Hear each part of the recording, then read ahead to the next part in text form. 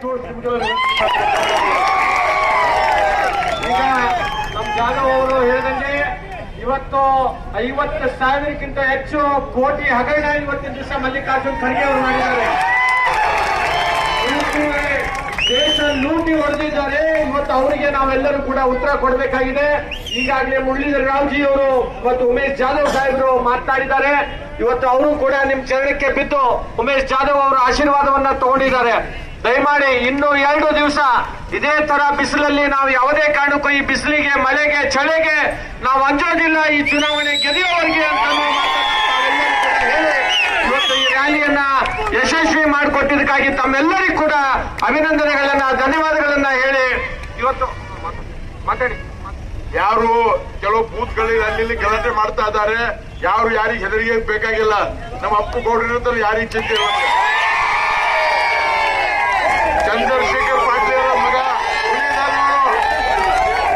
ಹುಲಿದೆ. ಈ ಹುಲಿ ಮುಂದೆ ಯಾರು ಬರಲ್ಲ, ಯಾರು ಹೆದರಬಾರದು. ನನ್ ಕೆಲವರು ಹೇಳ್ತಾರೆ, ಸರ್ ನಮ್ಗೆ ಅನ್ಸ್ತಾ ಇದ್ದಾರೆ ನಮ್ಮ ದತ್ತಾತ್ರೇಯ ಪಾಟೀಲ್ ಅವರು ಇರುವವರೆಗೆ ಯಾರು ಹೆದರಬಾರದು ಅಂತ ನಾನು ವಿನಂತಿ ಮಾಡ್ತೇನೆ. ಎಲ್ಲರಿಗೂ ಕೂಡ ನಾನು ನಮಸ್ಕಾರ ಮಾಡಿ ಅತ್ಯಂತ ಈ ಬಿಸಿಲಿನಲ್ಲಿ ಇವತ್ತಿನ ದಿವಸ ತಾವು ಇಷ್ಟೊಂದು ಸಂಖ್ಯೆಯಲ್ಲಿ ಬಂದು ಇವತ್ತು ನಮ್ಮ ರವಿಕುಮಾರ್ ಸರ್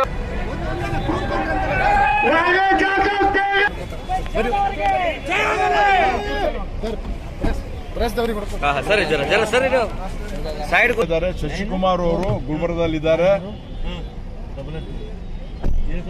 ಅವ್ರು ಯಾಕೆ ಬಂದಾರೆ ಸರ್, ನಮ್ಗೆ ಸ್ವಲ್ಪ ಹೆದರಿಕೆ ಆಗ್ತಾ ಇದೆ. ಶಶಿಕುಮಾರ್ ಅವರು ಬಂದು ಇಲ್ಲೇ ಇದ್ದಾರೆ ಅಂತ ಹೇಳಿ ಸ್ವಲ್ಪ ಕಂಪ್ಲೇಂಟ್ ಮಾಡಿದ್ರು. ಅದನ್ನ ಡಿ.ಸಿ ಅವ್ರಿಗೆ ಹೇಳಿದೆ. ಶಶಿಕುಮಾರ್ ಅವರು ಒಳ್ಳೆ ಆಫೀಸರು, ಆದ್ರೆ ಎಲೆಕ್ಷನ್ ಟೈಮ್ನಾಗ ಯಾಕೆ ಬಂದಾರೆ ಅಂತ ಹೇಳಿ ಜನರು ಸ್ವಲ್ಪ ಆತಂಕದಲ್ಲಿ ಹೋಗಿದ್ದಾರೆ. ನಾ ಡಿ.ಸಿ ಅವ್ರಿಗೆ ಕೇಳಿದೆ, ಹೌದು ಶಶಿಕುಮಾರ್ ಅವರು ಇದ್ರು ನೀನೆ ವಾಪಸ್ ಬೆಂಗಳೂರು ಹೋಗ್ಯಾರಂತಂದ್ರು. ಅದಕ್ಕೆ ನಾವು ಅವರು ಇಂಥ ಸೆನ್ಸಿಟಿವ್ ಟೈಮಲ್ಲಿ ಬಂದಿರೋ ಏನು ಕಾರಣ ಇರ್ಬೇಕಂತೇಳಿ ಸ್ವಲ್ಪ ಸಸ್ಪಿಷನ್ ಆದ್ರೆ ನಾವು ಕಂಪ್ಲೇಂಟ್ ಮಾಡಿದ್ವಿ.